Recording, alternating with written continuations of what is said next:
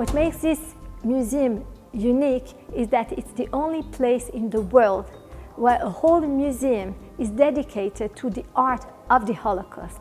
We have the largest collection in the world of art created during the time of the Holocaust. I think for me, the experience here reminds you, 6 million is overwhelming, but it brings it down to individuals and their lives and be able to touch and see something from their actual hands, almost as it was just made.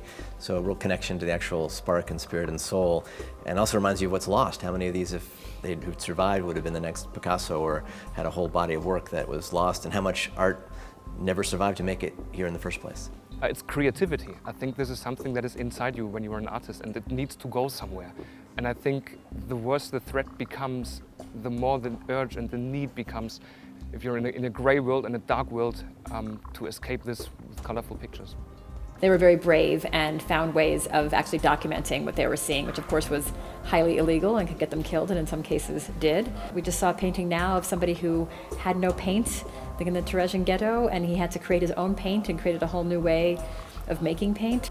We are talking about excellent artists who created art in the top cities of Europe, but unfortunately, because they were murdered, they were forgotten. It is our duty to remember them and show what great art they created under the most difficult of times.